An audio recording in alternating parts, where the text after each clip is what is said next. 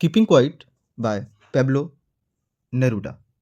आप अगर इस पोएम को बड़ा ध्यान से देखें तो आपको पता चलता है कि इस पोएम में पोएट हमें कुछ पल रुक कर सोचने, आत्मचिंतन करने और मानवता, शांति व सह अस्तित्व के महत्व को समझाने का संदेश देता है। कवि यह चाहता है कि हमें अपने व्यस्त, हिंसक और स्वार्थी जीवन से थोड़ी देर के लिए विराम लेकर खुद को तथा दुनिया को बेहतर तरीके से समझना चाहिए। इस वीडियो में हम समझेंगे about the writer, chapter of the theme, short summary, important key points, important characters, short and long, और इसके साथ ही साथ आपकी एग्जाम टिप्स क्या हो सकती है एंड मोस्ट एक्सपेक्टेड क्वेश्चन 2024-2025 के लिए शॉर्ट और लॉन्ग क्या हो सकते हैं। तो चलिए शुरू करते हैं इस पोएम को और देखते हैं बारीक डिटेल्स। अबाउट द राइटर, हमेशा की तरह पेब्लो नेरूडा के बारे में यहाँ पर क्या दिखाया गया है। पेब्लो नेरूडा एक फेमस चिलियन पोएट हैं, डिप्लोमेट हैं। इनका जो रियल नेम है वो है नेफ्थली रिकार्डो रेइस बस्टेल्टो।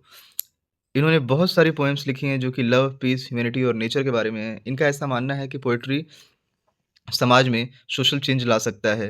इन्हें नोबेल प्राइज़ मिला था लिटरेचर के लिए 1971 में। कीपिंग क्वाइट ये रिफ्लेक्ट करता है उनकी पीस ऑफ फिलॉसफी के लिए। अगर चैप्टर के थीम की बात करें, पोएम की थीम की बात करें, तो कीपिंग क्वाइट हमें बताती है importance of silence and introspection, need for global unity and brotherhood, condemnation of war, violence and exploitation, self-realization and inner peace, harmony between humans and nature, pause as a way to understand life deeply। Short summary जो इस poem की हो सकती है वो ये है, ये पोएम लोगों से अपील करती है कि अपने बिजी शेड्यूल से थोड़ा हट के डिस्ट्रक्टिव एक्टिविटीज़ को बंद करके ऑब्जर्व करिए साइलेंस मोमेंट को।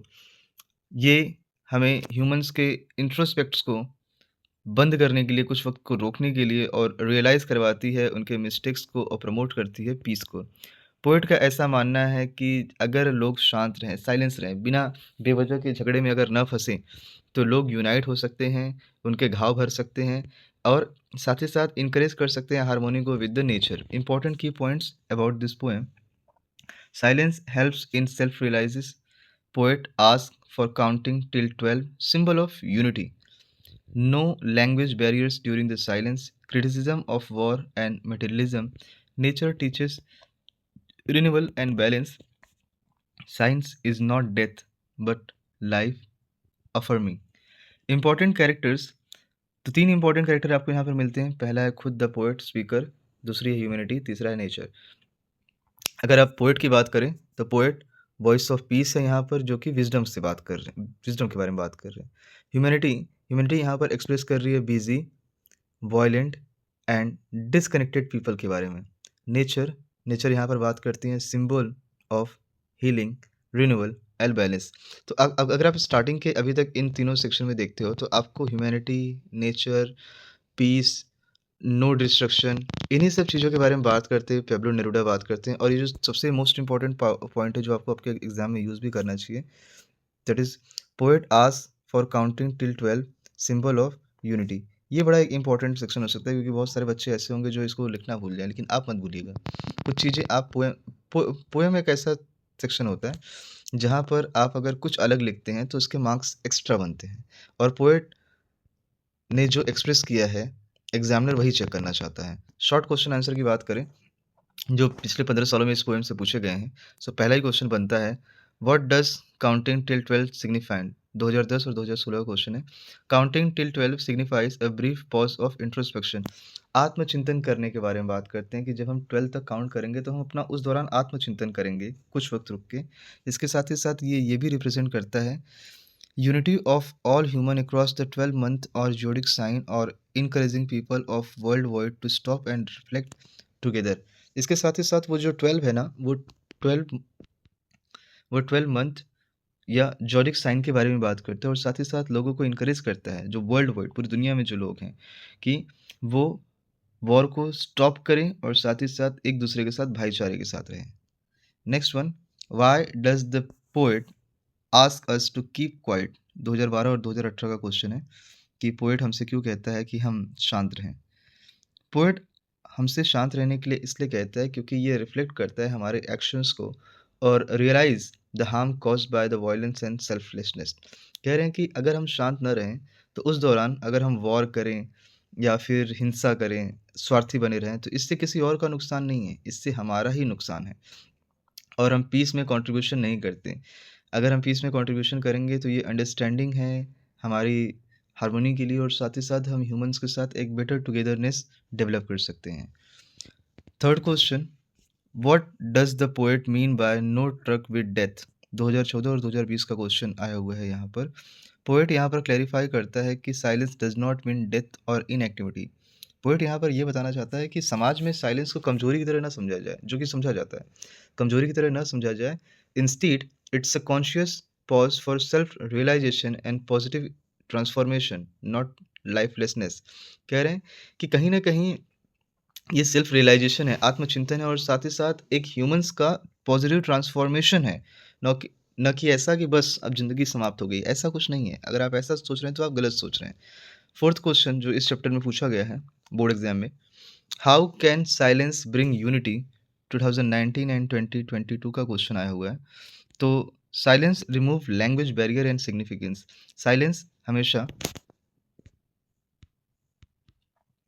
साइलेंस जितने भी लैंग्वेज बैरियर है और डिफरेंसेस है उनको रिमूव करता है, उनको हटाता है। इसके साथ ही साथ साइलेंस के बारे में ये बताया जा रहा है कि people feel equal and connected. जब लोग शांत रहते हैं, जब कोई कुछ नहीं बोलता, उस दौरान सब एक बराबर रहते हैं। तो लोग इक्वली फील करते हैं, कनेक्टेड फील करते हैं, जो प्रमोट करता है अंडरस्टैंडिंग को, समझ को, भाईचारे को और ग्लोबल हार्मनी और एक राष्ट्र, विश्व राष्ट्र के कॉन्सेप्ट को यहाँ पर प्रमोट करता है। लॉन्ग क्वेश्चन आंसर की सीरीज में अगर हम देखें तो इस चैप्टर से जो सवाल पूछे गए हैं उसमें ये बताया जाता है, पहला ही क्वेश्चन है, explain the central idea of the poem keeping quite. और ये 2011 में भी सवाल पूछा गया है और 2017 में भी। तो ये जो सेंट्रल आइडिया है यहाँ पर ये बताया जाता है कि साइलेंस है, इंट्रोस्पेक्शन है, ये ह्यूमन को बदल के रख सकता है। पेब्लो नेरूडा लोगों से ये अपील करते हैं कि जो डिस्ट्रक्टिव एक्टिविटीज़ है, वॉर और एक्सप्लॉयटेशन की, इसको बंद किया जाए। इसके साथ ही साथ वो ये भी अपील करते हैं कि लोग अगर शांत रहें तो वो रियलाइज़ कर सकते हैं अपने खुद के मिस्टेक्स को और पीस और यूनिटी को वर्ल्ड में लेके आ सकते हैं। इसके साथ ही साथ उनका ये भी मानना है कि अगर लोग शांत रहें तो कितनी भी बाउंड्रीज़ क्यों ना हो बिटवीन ह्यूमन्स, वो सारी की सारी बाउंड्रीज़ ख़त्म हो जाएगी और लोग इनकरेज होंगे हार्मोनी विद द नेचर के साथ। और साथ ही साथ उनका ये भी मानना है लास्ट में कि ऐसे इंट्रोस्पेक्शन समाज को एक बेहतर भविष्य की तरफ और साथ ही साथ पीसफुल नेशन की तरफ आगे बढ़ने में बहुत हेल्प करेंगे। सेकंड क्वेश्चन जो इस चैप्टर से पूछा गया है, how does the poet use nature as a teacher? 2013 और 2021 का क्वेश्चन है। तो पोएट ये बताते हैं कि नेचर को as a symbol of renewal and balance use किया गया। कह रहे हैं कि अगर आपने नेचर को समाप्त कर दिया तब तो वो पूरा डिस्ट्रक्टिव है, लेकिन अगर नेचर बाउंड है और उसे कुछ टाइम के लिए आप छोड़ दोगे तो वो अपने आप रिन्यूअल प्रोसेस में आ जाएगा और बैलेंस हो जाएगा। जस्ट एज नेचर पॉजेस, जैसे नेचर अपने आप को पुनः उसी स्थिति में लेके चला आता है, तो ह्यूमंस भी अगर कुछ वक्त के लिए शांत रहें तो वो पुनः वैसी ही स्थिति में आ जाएंगे। लेकिन उनको खुद को इंट्रोस्पेक्ट, आत्मचिंतन करने की ज़रूरत है, क्योंकि नेचर हमें ये सिखाता है कि silence is necessary for growth and healing. और इसके साथ ही साथ अगर हम नेचर को ऑब्ज़र्व करें तो ह्यूमन ये सीख सकते हैं कि कैसे पीसफुली रहा जाता है बिना किसी को नुकसान पहुँचाए। एग्ज़ाम टिप्स जो इस कीपिंग क्वाइट सेक्शन के लिए इम्पोर्टेंट हो सकते हैं इस बोर्ड एग्ज़ाम में, तो focus on theme of silence and introspection, avoid writing silence like death, use keywords, ये बड़ा इंपॉर्टेंट है। मैं तो आपको बोलूँगा कि आप अगर एग्ज़ाम में जाएँ तो इसको ज़रूर यूज़ करें। Introspect, unity, peace and harmony, ये आपको अच्छे मार्क्स दिला सकते हैं। Answer should reflect philosophical tone, right? आपके आंसर में समरी नहीं झलकनी चाहिए, आपके आंसर में फिलोसॉफिकल टोन दिखना चाहिए। नेक्स्ट है quite quote based questions are very common. तो इस चैप्टर से अगर कोड बेस्ड क्वेश्चन आए तो उससे आप घबराना नहीं है। मतलब ये इसका पैटर्न रहा है कि इससे कोड बेस्ड क्वेश्चन ही पूछे जाते हैं। मोस्ट एक्सपेक्टेड क्वेश्चन 2024 और 25 के लिए क्या हो सकते हैं? तो मोस्ट एक्सपेक्टेड शॉर्ट क्वेश्चन जो इस चैप्टर से आ सकते हैं, why does the poet oppose wars? How does silence help human beings? what is the role of nature in the poem? So this all three question has been asked, can be asked in board examination of 2024 as an expectation। और इसके साथ ही साथ most expected for the long one, silence as a tool for peace in keeping quiet, message of the poem in modern world, relevance of keeping quiet in today's violent society. So I hope ये छोटा-सा video on the poem keeping quiet by Pablo Neruda आपको काफ़ी बेहतर लगा होगा, काफ़ी समझ में आया होगा। इसके बावजूद भी अगर आपकी कोई और जानकारी है तो प्लीज़ कमेंट बॉक्स में कमेंट करके ज़रूर बताएँ। मिलते हैं किसी और नए वीडियो में इसी सीरीज़ को कंप्लीट करते हुए, तब तक के लिए बाय। जय हिंद एवरीवन।